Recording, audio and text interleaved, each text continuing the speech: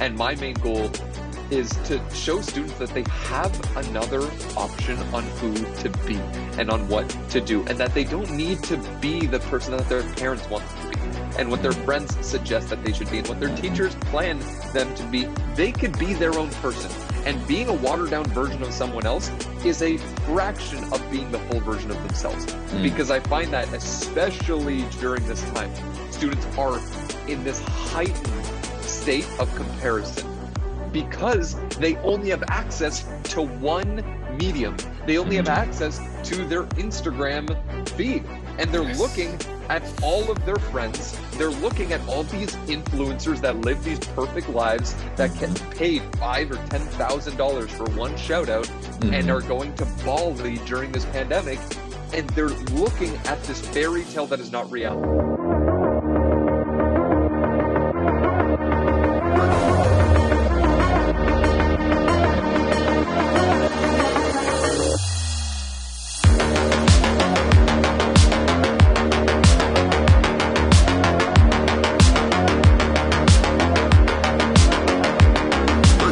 Speaker, I know what you do. I've been watching your videos, and I want you to take me over why are you doing this, and what's your passion about it, and how is it that you approach the high school kids, and what's the motivation for you in order for them to follow you and understand your message right there?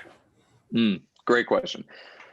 It was initially seeded out of the desire to give the advice that I wish I got from someone that I respected enough to get it from, because I was getting all of this amazing advice. I would have all of these mentors that were phenomenal and were great. I grew up in the personal development space, but I was still miserable. I was still lost in what I wanted to do. I still let my environment dictate what I did and the results that I got and who I was. And none of it was working. So this personal development, personal growth environment was something cool to be able to hang out in, but it really wasn't sustaining. And I would have, speakers come into our school and kids would fall asleep and they wouldn't be engaged, and they would just be on their phones. When we had, I remember social was coming in in the middle of high school. Instagram came out when I was in the second year of high school. Okay. And I remember we had one speaker that came in, and it was like a 10 or 20 minute presentation. It wasn't anything crazy, but it blew my mind. And then I went to another conference where I saw a speaker and I was like, he nailed it. I want to be able to do that for people, but I'm terrified of speaking in front of groups. I get nervous when I'm presenting to 20 people in drama class, and I nervously sweat and I walk out.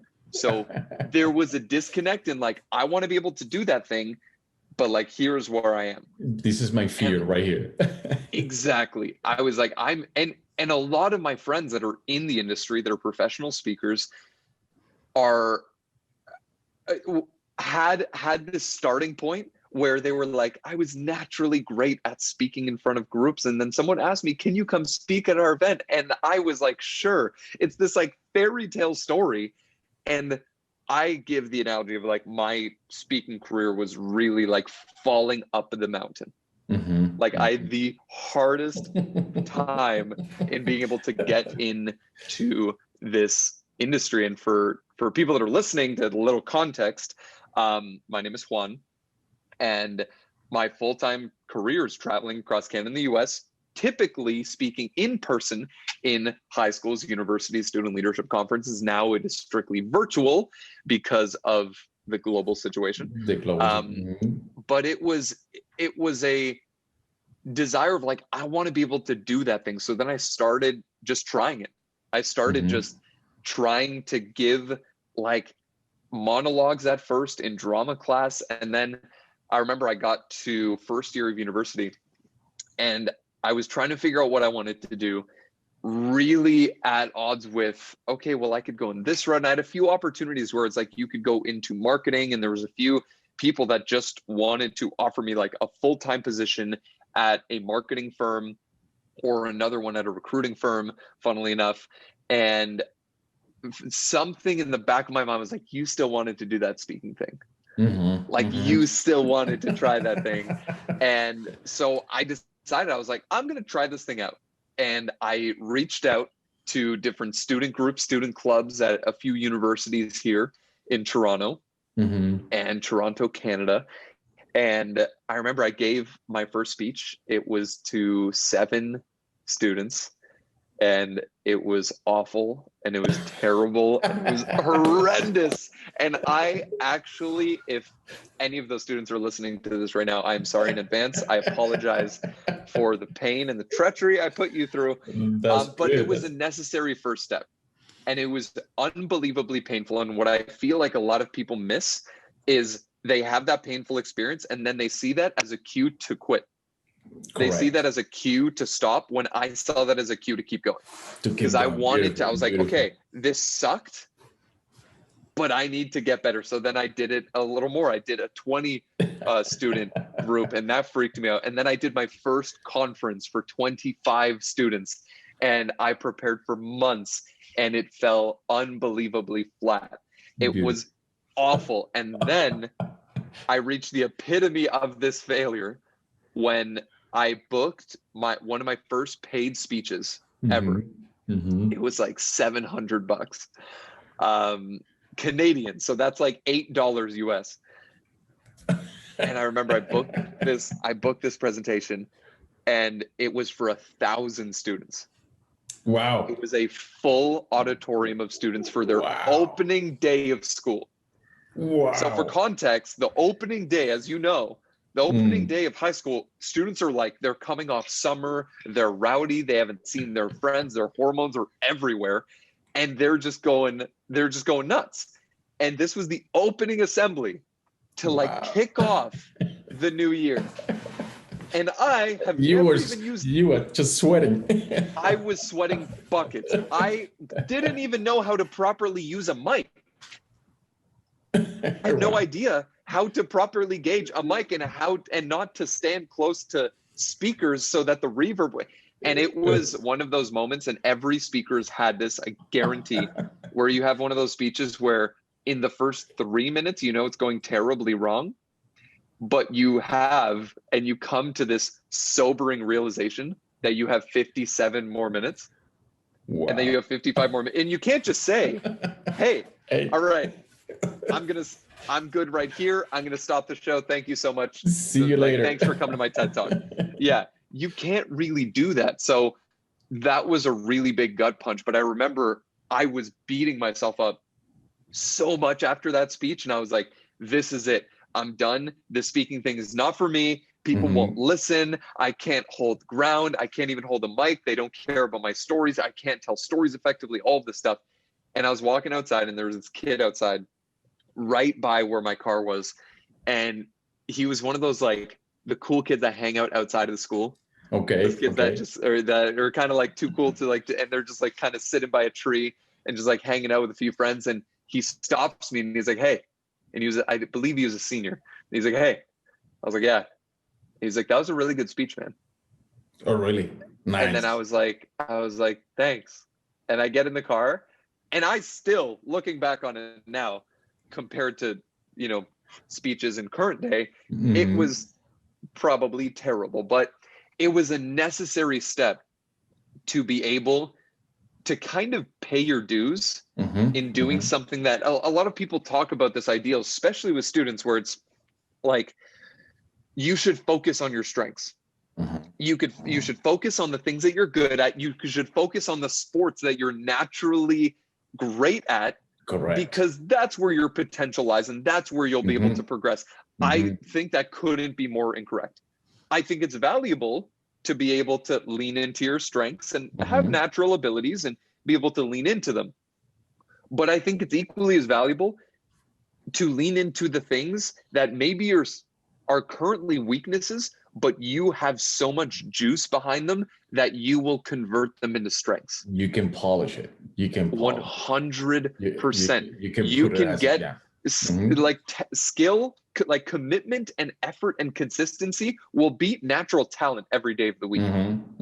Every day of the week. You know the athlete that has this insane natural talent but doesn't put in the work, and then you know the other student that maybe isn't the most talented, maybe doesn't have a lot of hand-eye coordination, but is in the gym at 5 a.m. every single day. Every single day, you know. That's a different thing. That makes it, actually, you know, I did a podcast a couple of days ago with a coach, university coach, and he mentioned that you mentioned right now. I prefer an athlete that I see in social media working hard than an athlete that is sad. Because that one athlete, sometimes those athletes become lazy. You know, those natural athletes, oh no, I'm okay. You know, I'm the star of the team. This is it. This is me. You know, and by the end, you know, they don't work as hard as the another guy that wants it really bad. And that's where I see sometimes, you know, with coaches and with athletes, they just deviate. They deviate and then go concentrate on what they really, like you say, the weaknesses that you have, and to focus on that. But you made me think about my first presentation by myself. I did. It was 180 people. My first presentation in Costa Rica. That was in Costa Rica.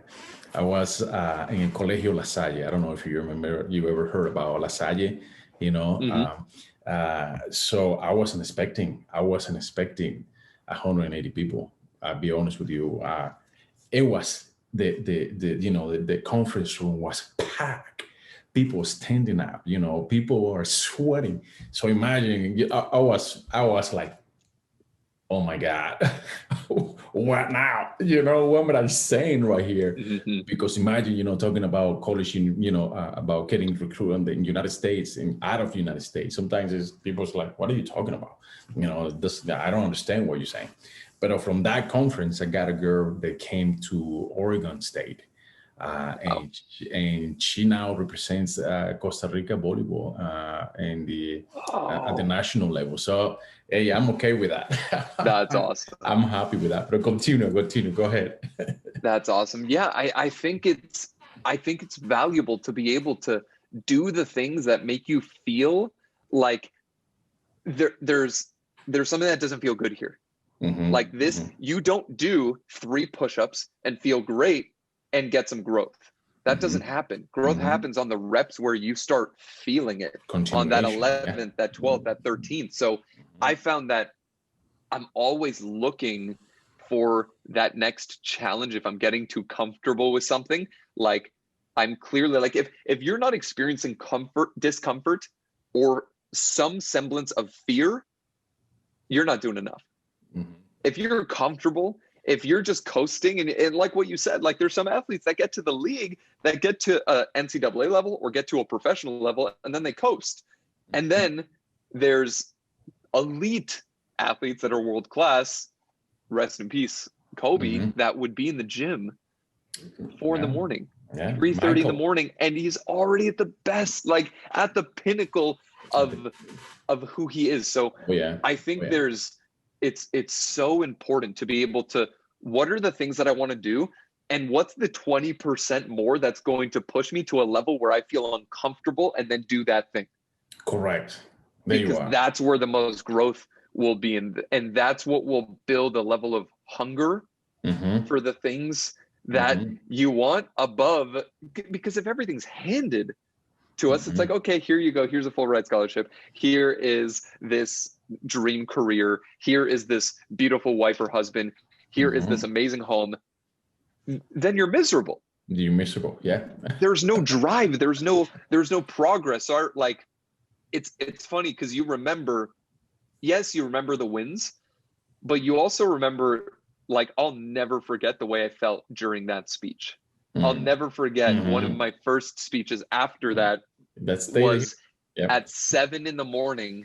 for a group of 170-year-olds. I was a 20-year-old kid, and I walk in, and it's 7 a.m. I did not know the audience was going to be 70 years old. And I was just taking any speaking gig that I could, So then I go in and I'm just like, and I look around at the crowd and it's in a restaurant. And I have to stand in the middle of a restaurant and speak around for 60 minutes to this group of senior citizens. Wow. And I'm a 20-year-old kid. Now I'm in the bathroom trying to get myself ready, because that's where you go when you're trying to get yourself ready for a presentation. And I'm like, what? Well, I have nothing to say to this group. Well, no, my insight isn't valuable. I don't have enough wisdom. And we come up with all these stories that limit our ability to just go for it and learn along the way. That's good. I can't imagine, senior citizen in front of 20 years old. What would it be the message for them at that time? Like, I mean, like how am I going to say this to these guys? Yeah, because I had a speech prepared and I realized I couldn't use any of it. Wow. I was like, I can't use any of these stories. I can't use any of this messaging. This isn't going to make sense or resonate. So I was literally at a turning point in that moment where I was in the bathroom and I was like, I'm either going to walk out of here and never do the speaking thing again, or I'm going to go out there and just do my best. And I'm just going to try and be as authentic as I can and just share stories and try and make them laugh and try and make them think. Because in terms of, I'll get the question of, how do you become a speaker? Like, I'll get that question once a week on average. Okay.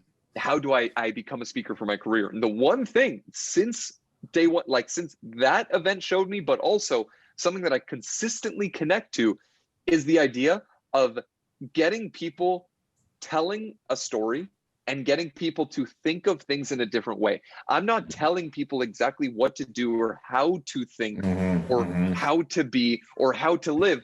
I'm going to tell a story, and then I'm going to ask the question onto them of what are the things, because I tell a story of this trip that I went to Nicaragua, to the jungle for a few days, and I kept on running into this coral snake throughout the trip, and it terrified me, and it was the worst thing ever.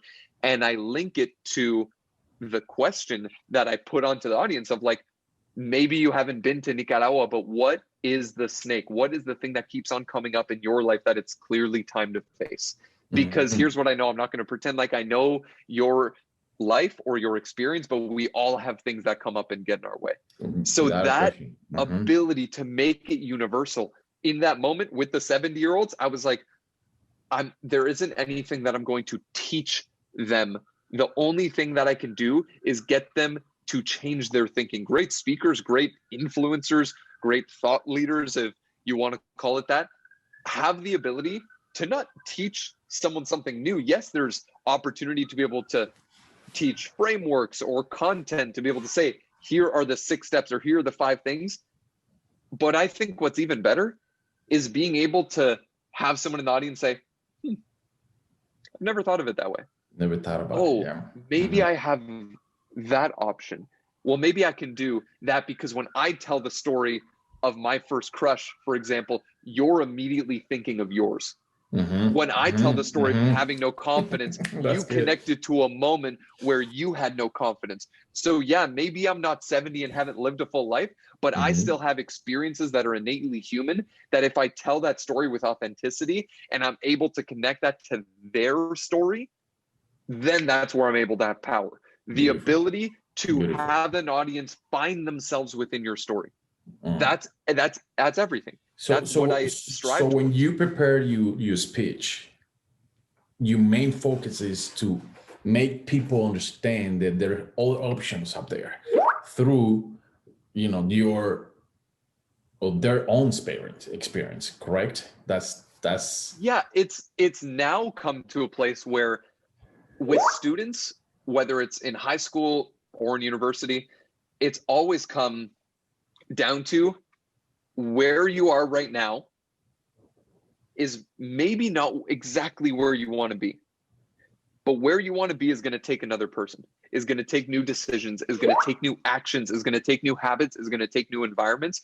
So how do we get you there a lot faster? Because what I found throughout the process of my career, throughout the process of being 65 pounds overweight, being suicidal, having no motivation for anything in my life, not wanting to get out of bed, when students come up to me after speeches and say, like, listen, like, I haven't wanted to get out of bed this entire week, and today changed that. I know exactly how that feels. I know exactly where they're at. And it's not about having this drastic shift. Now it's just about, what are the things that you can do?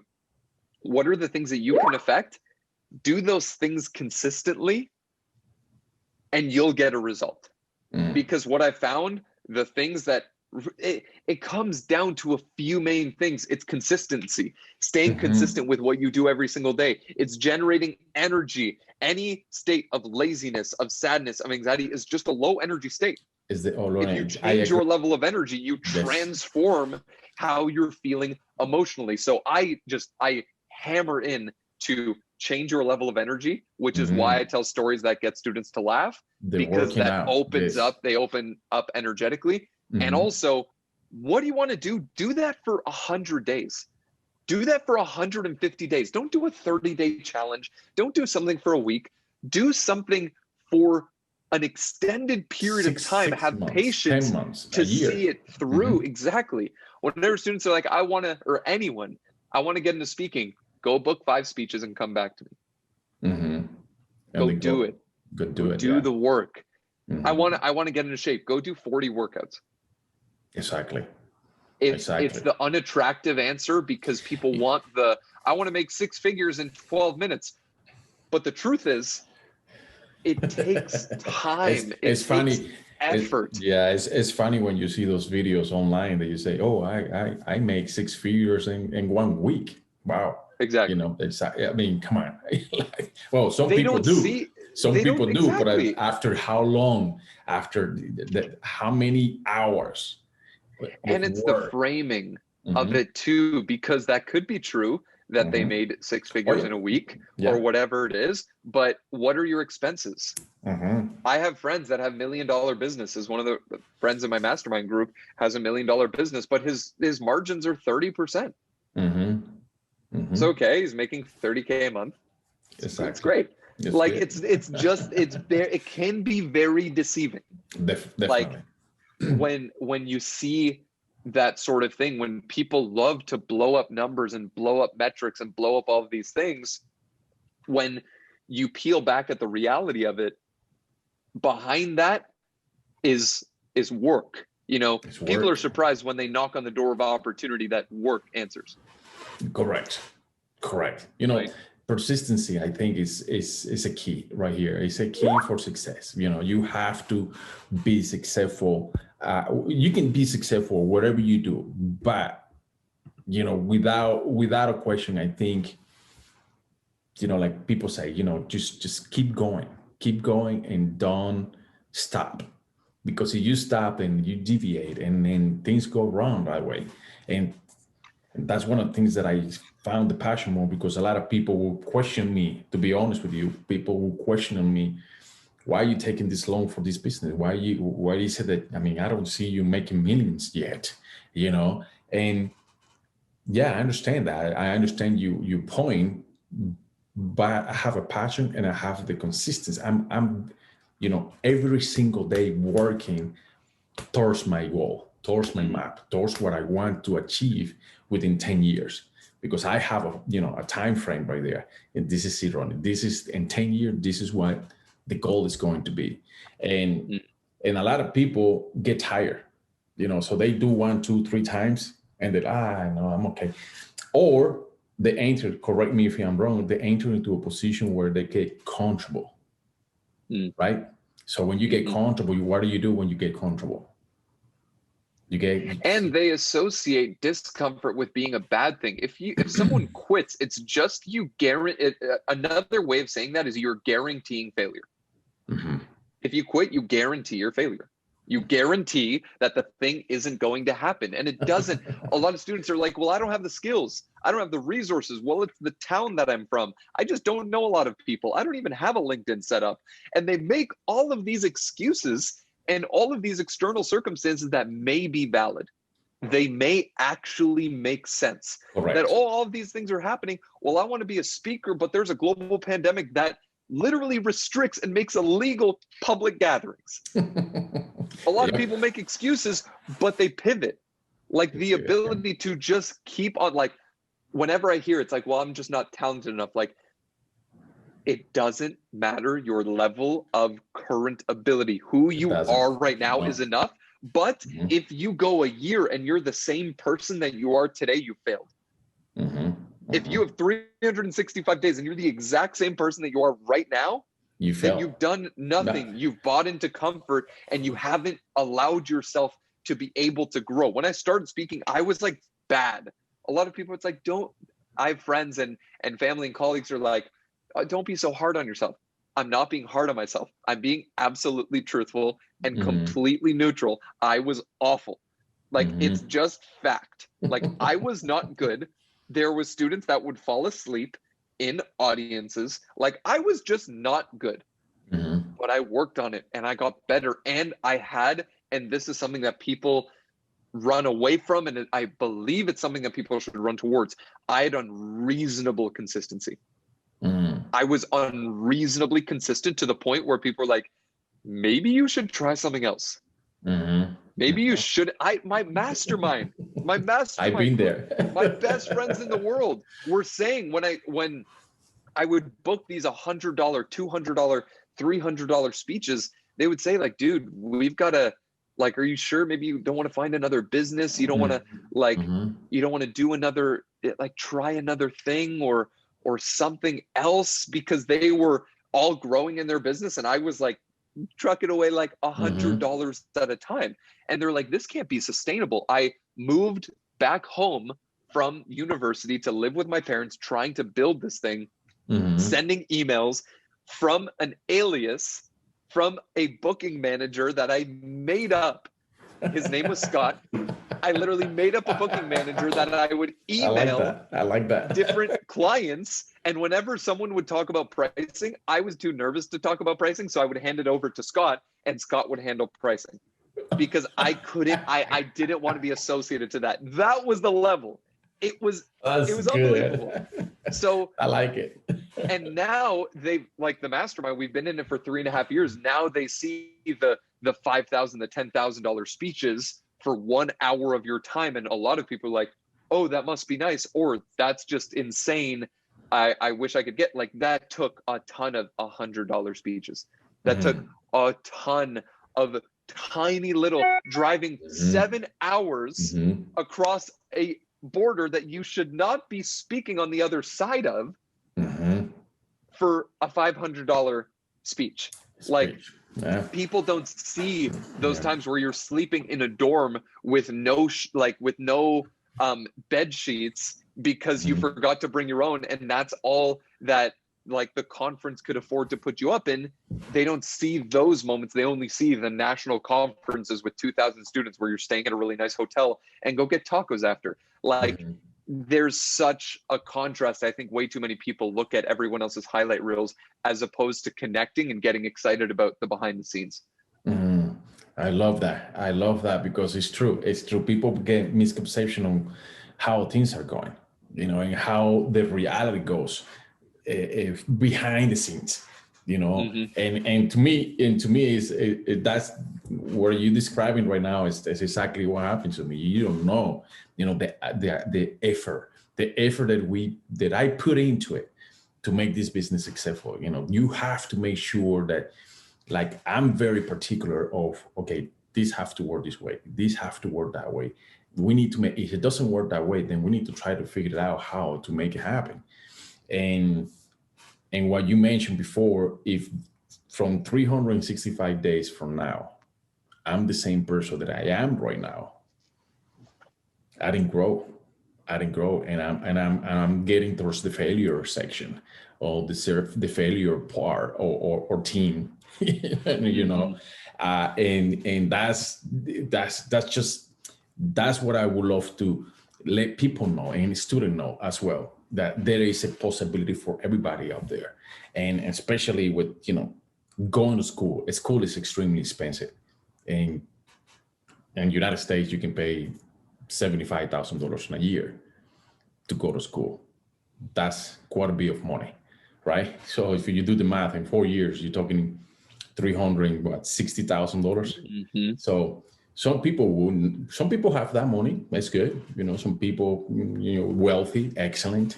Congratulations, and I'm happy for all those people. But some people do not. But if you have a talent that you can take advantage of, which is playing any sports, it could be all the way from baseball all the way to water polo, cheerleading, bowling. I mean, like people would, what, bowling? Yeah, you can get your education paid playing bowling. Wow. A beach volleyball, which is getting huge in college right now. I mean, there are many sports up there that you can really take advantage in order for you to be successful within the future. And what you're doing right now it's just amazing to me. I loved it because I seen some of your videos already. I see the energy. I see the way that you communicate with the guys, and I see the faces. And that's one of the things that I like the most, the faces. When you're talking to these kids, they're like, oh, wow. Like you can see smiling, you can see their eyes tearing, and that's impressive. So tell me a little bit about when you do talk to high school kids, what's your main focus? Because I mean, I know that we're seeing depression, in high school, we're seeing bullying, we're seeing delicate, subject in high school.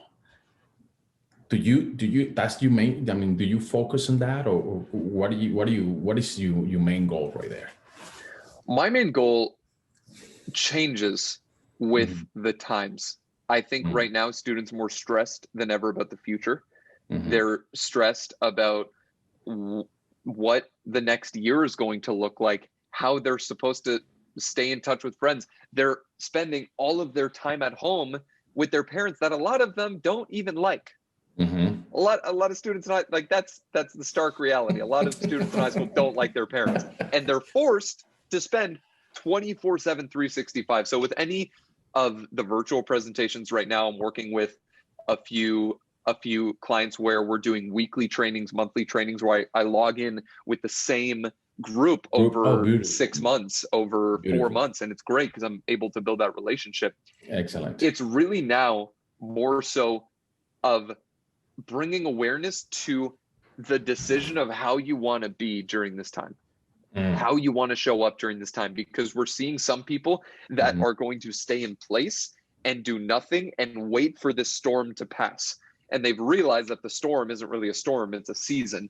And that season has become a lot longer than we had anticipated. So, and then there's another group of people that are taking this time to be able to continue to move forward. And my main goal is to show students that they have another option on who to be and on what to do, and that they don't need to be the person that their parents want them to be and what their friends suggest that they should be and what their teachers plan them to be. They could be their own person, and being a watered down version of someone else is a fraction of being the full version of themselves. Because I find that especially during this time, students are in this heightened state of comparison, because they only have access to one medium. They only have access to their Instagram feed, and they're looking at all of their friends. They're looking at all these influencers that live these perfect lives that get paid $5,000 or $10,000 for one shout out and are going to Bali during this pandemic. And they're looking at this fairy tale that is not reality. And they're comparing their insecurities to everyone else's highest points of confidence, as opposed to seeing, where am I at right now? What are the things I'm really happy about? What are the things I'm really excited about in my life? How can I bring more of those in? What are the things that I want to change? And how can I build a plan to be able to get there? Because our lives don't change overnight. They change by what we do every single day. So with students, I'm more so now focused on, telling some stories to take away the heaviness of this time. Everything, especially right now, is, well, you need to stay safe and wear your mask and don't get the disease that's going to kill your grandmother. Like all of it is so heavy. So in going into a school, whether it's doing a student orientation, whether it's going to work with a specific group, I do my best, and this is what I do, like outside of pandemic times, to bring some stories that make students laugh, that get them to be a part of it, to get them to be engaged, and also to get them to think of like, stop blaming the external circumstances that you control, that you can't control. There's a global pandemic. We can't go outside. We're in a global timeout. That's something you can't change. Let's focus on the things you can change. What are the things that you can do? Can you get dressed as opposed to just wearing PJs all day? Can you work out inside as opposed to going to a gym since it's closed? Instead of complaining how things are, work on what you can do regardless of the current situation. Is the main focus. Beautiful. I love it. And you mentioned something that I want to take your advice on that.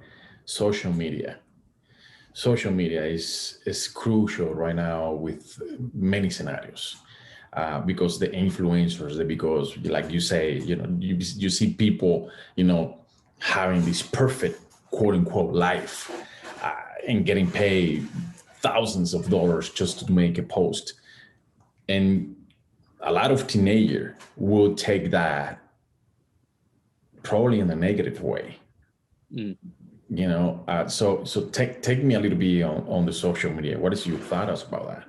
I think social, because I've clients that ask, can you like talk about social media and the impacts and the implications of social media? And I think social media is great and it's awful. Yeah. It's great because it connects you and keeps you connected to friends, to family, to role models that you look up to get some inspiration to be able to further your life. Beautiful. It's awful in the sense that if you're doing it as an escape, there is literal engineers that design apps like Instagram, like Facebook, like Twitter to be addictive. Their full-time job is to design these apps so that they are a mechanism for addiction. So in that regard, I am a strong believer in that discipline creates freedom, and that you should have a level of discipline with social where it's not in control of you, you're in control of it. Because recently I found where my thumb would unconsciously go to Instagram. And I did it once and I literally dropped my phone. I was like, oh, that was scary. I literally had a moment. It was a few weeks ago. And in that moment, I decided, I was like, no social on the weekends. Friday, Saturday, and Sunday, I don't do any Instagram, like Facebook, LinkedIn, like nothing social related. Because we can so easily fall into living vicariously through Instagram as opposed to living life and looking up. I find immense value in being able to look at your phone and stay connected with people like that you follow and that follow you and engage and interact and reply to stories. I'm a huge fan of it. But also take time to look up and enjoy the world around you, even though things may not be ideal. You don't need the escape of scrolling on the Discover page for 7 hours or 6 hours. And one practical way for people listening to this to be able to see, because I think one of the most powerful things is awareness. If we have awareness on where we're at currently, we can see if we want to change that, or if we're happy with where we are. If we're happy, then great. Is by going to your phone and going to the settings app on your phone. And I'm just looking at my phone here to make sure I'm giving the proper instructions. You go to your phone app and you go to screen time. Once you go to screen time, at the top, there's see all activity, and you have a daily average. You then click on see all activity and you'll see your top apps and what you spend time on. So you went to what, general, you say? General. And then you go to screen time. Let me see screen time. Screen time. I'm looking at it, but I don't see it. Oh, when you go to settings. So it's when you click on the app settings and then you go to screen time. So it's not in general. Sorry about that. Oh, I see it now. There you are. And then you, at the top, you go to see all activity. Yeah, and Instagram is number one. For most people, it is. For most people, it is. Yeah. I think and I saw that number and I was like, ooh, I don't like that. I want to change that. Yeah. I think what's powerful is having awareness of where you're at and deciding whether you like it or not, And if you do, great, celebrate. If you don't, change it. Beautiful. If you don't like where you are, move. You are not a tree. You know, if you don't like your financial situation, change it. If you don't like the relationship that you're in, change it. If you don't like your physical body, change it. And a lot of this ideal is taboo, and people are like, no, you should love yourself and where you are. I agree. I think you should love yourself along the process of becoming better.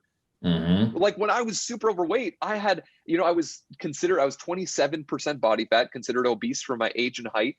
And I had friends that were like, you should like just love where you are, love where you're at. And I think there's value in that, but I also think there's value in having a little bit of dissatisfaction on where you're at, and having, and it's not being miserable. It's just having a desire of who you want to become, so that you can work towards that, because progress equals happiness. Stagnation does not. You hit it right there. You hit it right there, because it's who we think who can become, you know, and that's social media it's just a key. It's just a key for many. I mean, I grew up with no social media. You know, I'm 46 years old right now. Did not know social media into the last few years. And actually, I'm not huge on social media, but you have to do it because of business. You have to do it because of, you know, life in general, which is good. I understand that. You could avoid that. You could, if you wanted to. Social media brings you to that, or life brings you to that. And nowadays, with being home, even more, because you're not outside. You're not, and this is where, you know, it's so tough when we come and talk to kids, and we talk to, you know, teenagers, and we talk to, you know, my son is 9 years old, and I don't know how to eliminate the tablet. You know, we try. But it is within the brain. It is right there. You know, they grew up with that. So this is probably a subject that is going to take many years to have a good answer. I think we're not going to have. I mean, when it comes to college recruiting, first thing coaches do: what are you posting? What are you doing? And I give you a true example right now with the coach that I talked to a couple of days ago. He's like, I saw one of your athletes, and I love her because she works hard. The only, you know, the stories that she's post there is working out, lifting, running, you know, moving, catching. So you can use social media that way. You can use it that way. But the majority of the people do not do that. You know, the majority of the people do not use social media on that end. But moving a little bit forward, so in the next few months, how can we change life with these kids? Like, how can we implement something that we are in a tough scenario right now? We're not, it doesn't look good here in the United States. It does not look good, you know, with everything that's happening in the United States. But I still believe that this is a great country. This is a great country. And when it comes to high school kids, how can we, you know, I mean, look the future in a positive way with everything that's happening right now? I think there's unbelievable value in looking at things as they are, so that you can look at things better than they are. Yeah, the situation maybe isn't ideal, but we can have a vision of what we want to create moving forward. And I think what we can do for students is continue to be a positive voice and to be someone that is putting out, as simple as it sounds and as foundational and fundamental as it sounds, putting out good vibes in the world, because people are watching. There's student, and like I remind myself that constantly, that there's students, that there's a 14-year-old, 15-year-old that saw me speak at a school a year and a half ago that I probably don't know their name, but they're watching and they're seeing what I'm doing and how I'm showing up. And it really bothered me at the beginning of the pandemic is that a lot of speakers in the industry, in the student industry, just stopped, and they either were writing books or decided just to do something completely different. I was like, guys, this is when they need us. Like this, right now, this is the time. Students are at home.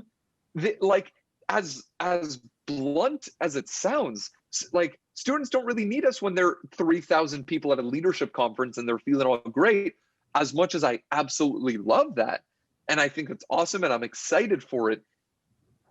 Like, students need positive voices now, not in a week, not when things go back to normal. But it's interesting seeing who's really showing up and continuing to contribute to students in a meaningful way and creating things that can actually help them. Like, at the beginning of the pandemic, I was like, I'm going to do 2 videos a week regardless until this thing is done, and this thing is still not done, so here we are. And I'm just like creating it. And some videos it's like 40, 50 people watch, and other videos I get some students that message me. It's like, hey, I just saw your video on how to ask your crush out, and I asked my crush out, and we're going on a date this Friday. I had that at like the beginning. I was like, that's the best. That's literally, I like that. I like that. My favorite part of speaking. The reason why I still do this is the hour or two after of being at a school, of being at a conference, and getting to hang out with students, play basketball in the gym with students that can like dunk on me because they're insane, and be able to just hang out or like respond to DMs on Instagram. I'll sit for an hour, 2 hours, 3 hours, and just respond with video messages to every single DM that comes in, regardless of how many there are. And that's what lights me up. And being able to like see students of like, hey man, I'm going through something really hard, and you telling that story, like, I really connected with that. I'm going to try and do better. I'm going to try and do this. Like, that's what I believe we're here for. I think there isn't enough positive voices in the world right now. There's voices that are sharing what's going wrong, and our default is to think of what's wrong, is to focus on what's wrong. And we've realized that that's what gets attention, and that's what gets views, and that's what gets media dollars. So then that's all people talk about. And I think there's such room for people to just talk about, what are some ways that we can be happier? What are some ways that we can reduce stress? What are some ways that we can overall move towards our goals? How do we even set goals? Like, I think that's the answer. I think being able to remain a positive voice for 100 weeks, for 200 weeks, and so on and so forth.